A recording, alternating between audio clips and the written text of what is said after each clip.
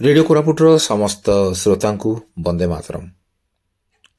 ଯେତେବେଳେ ଜାନୁଆରୀ 26 ଆସେ କିମ୍ବା ଅଗଷ୍ଟ 15, ସାଧାରଣତନ୍ତ୍ର ଦିବସ ହେଉ କିମ୍ବା ସ୍ୱାଧୀନତା ଦିବସ କିମ୍ବା ଉତ୍କଳ ଦିବସ, ଆମ ସମସ୍ତଙ୍କୁ ମନେ ପଡ଼ନ୍ତି ଆମର ପୂଜ୍ୟ ଉମା ସାର୍, ଶ୍ରୀ ଉମାକାନ୍ତ ଦାସ ସାର୍ ଏବଂ ରାମକୃଷ୍ଣ ନାଥ ସାର୍।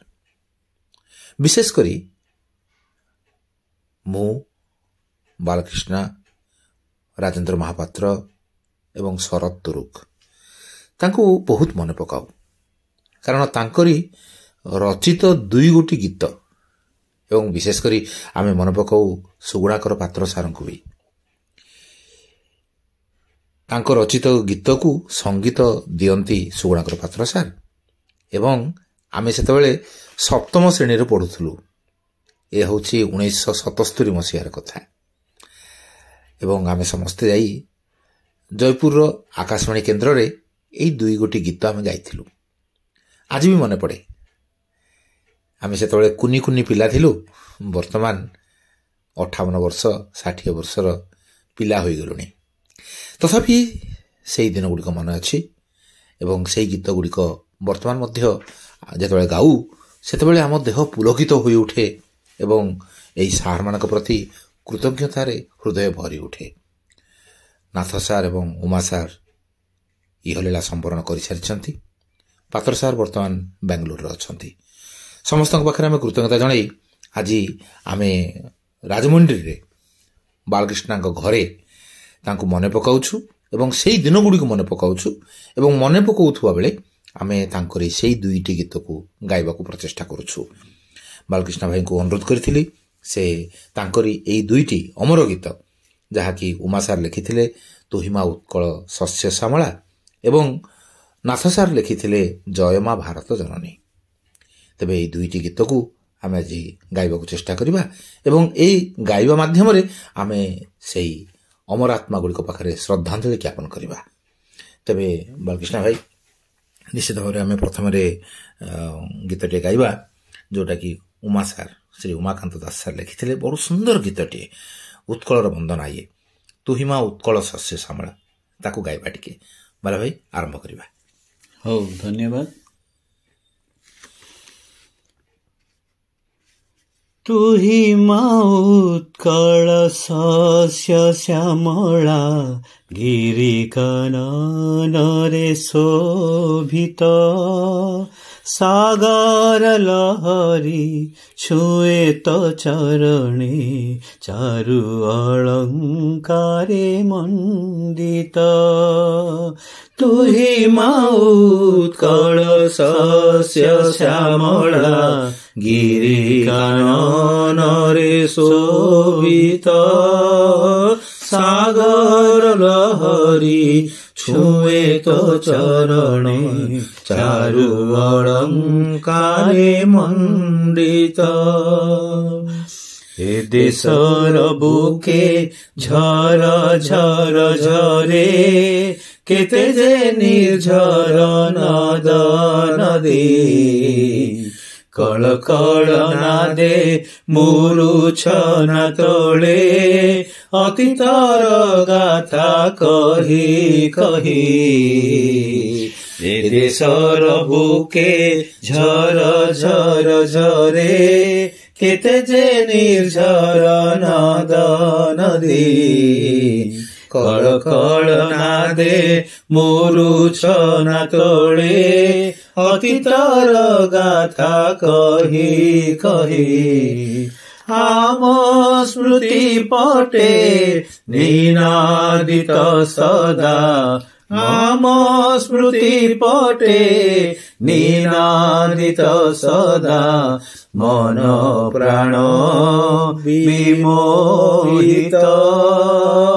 ସାଗର ଲହରୀ ଛୁଏ ତ ଚରଣେ ଚାରୁ ଅଳଙ୍କାରେ ମଣ୍ଡିତ। ଏ ଦେଶ ଧର୍ମା ସାଜିବି, ସ୍ୱକର୍ମା। 「ଜାତି ପାଇଁ ଦେଲା ପ୍ରାଣ ବଳି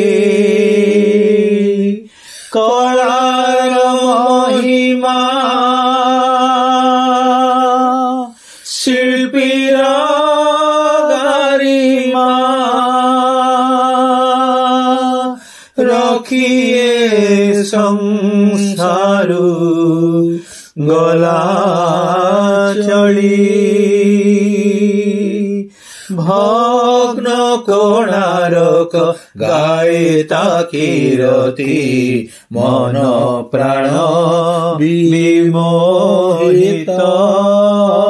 ସାଗର ଲହରୀ ଛୁଏ ତ ଚରଣେ ଚାରୁ ଅଳଙ୍କାରେ ମଣ୍ଡିତ। ନିଶ୍ଚିତ ଭାଇ ଏଇ ଗୀତଟି ଗାଇଲା ବେଳକୁ ଆଉ ଅଟକି ପାରିଲେ ନାହିଁ। ତମେ ଯେତେବେଳେ ଏଇ ଗୀତଟି ଗାଉଛ ହୃଦୟ ଭିତରୁ ସେଇ ସ୍ପନ୍ଦନ ଆସିଲା ଯେ ତମେ ମଧ୍ୟ ଏଇ ଗୀତରେ ନିଜର କଣ୍ଠକୁ ସାମିଲ କର।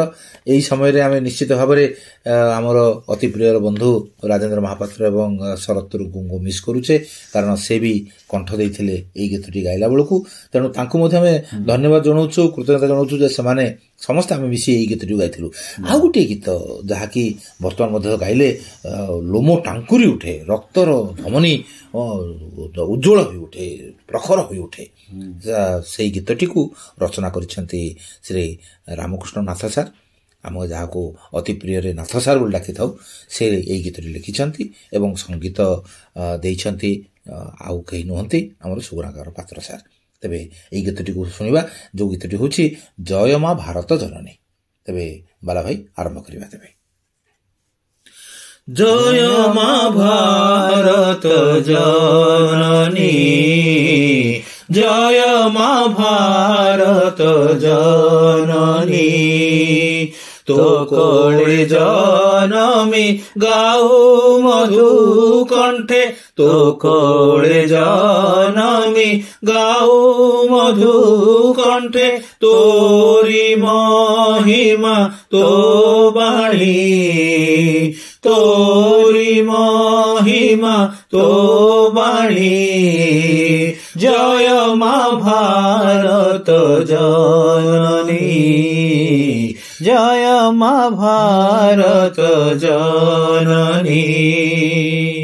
হস হস ভরা নয়ন দীপ্তি, হস হস ভরা নয়ন দীপ্তি, দেখি আমি সবু লভুগ তৃপ্তি, দেখি আমি সবু লঘুগ তৃপ্তি, মন পছি দেউ সকল গ্লানি, মন পছি দেউ সকল গ্লানি, সরসেনা তুগো বিশ্ববন্দিনী, সরসেনা তুগো বিশ্ববন্দিনী, জয় মা ভারত জননী, জয় মা ভারত জননী।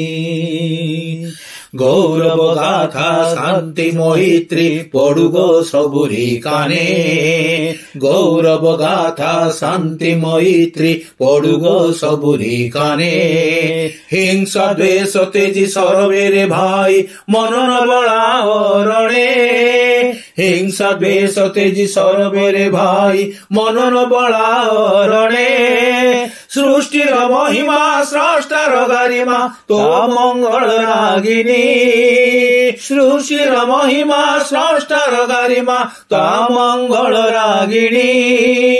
ছুটাও ছুটাও সমবেত কণ্ঠে হে ভ্রাতা ভগিনী, হে ভ্রাতা ভগিনী, ধন্য ধন্য গো বিশ্ববন্দিনী, মনোরঞ্জিনী মা রঞ্জিনী।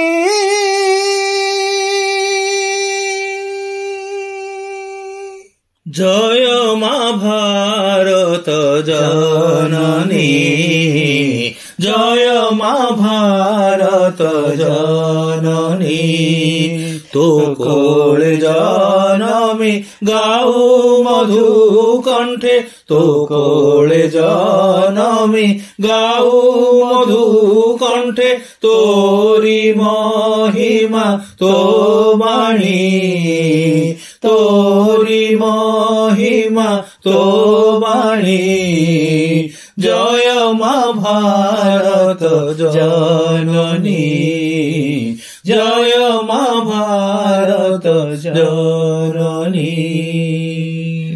ধন্যবাদ। ଧନ୍ୟବାଦ ବାଲା।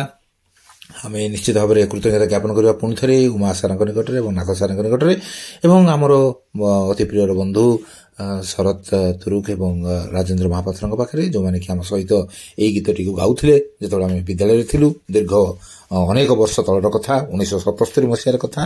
ଏବଂ ଆଜି ଯେତେବେଳେ ତାହା ମନେ ପଡ଼ିଯାଉଛି, ରାଜମହେନ୍ଦ୍ରରେ ବାଳକୃଷ୍ଣଙ୍କ ଘର ଭିତରେ ତାଙ୍କରି ଏଇ ମ୍ୟୁଜିକ୍ ଚାମ୍ବର ଭିତରେ ବସି ଯେତେବେଳେ ଆମେ ସେ ତାକୁ ସ୍ମୃତି ଧାରଣ କରୁଛୁ, ଆମ ନିଶ୍ଚିତ ଭାବରେ ହୃଦୟ ଭରି ଉଠୁଛି କୃତଜ୍ଞତାର ସହିତ, ଆନନ୍ଦରେ ଭରି ଉଠୁଛି। ଏମିତି ଆମର ଜୀବନ ମଧ୍ୟ ଆନନ୍ଦରେ ଭରି ଉଠୁ।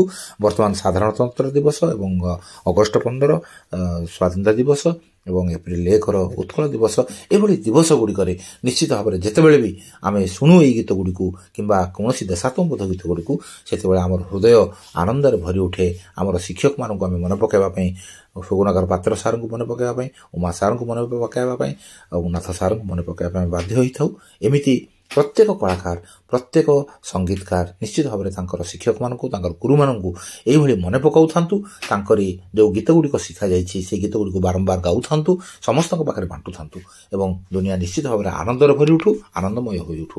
ଏହି ଆଶାର ସହିତ ଆଜି ରାଜମହେନ୍ଦ୍ରର ବାଳକୃଷ୍ଣଙ୍କ ଘରୁ ରେଡ଼ିଓ କୋରାପୁଟ ପାଇଁ ଆପଣମାନଙ୍କ ଠାରୁ ବିଦାୟ ନେଉଛି। ପୁଣି ଥରେ ଆଉ ଏକ ଏପିସୋଡରେ ନିଶ୍ଚିତ ଭାବରେ ଆପଣଙ୍କ ସହିତ ଦେଖା ହେବ। ସେତିକି ପର୍ଯ୍ୟନ୍ତ ରହୁଛି ତେବେ, ନମସ୍କାର।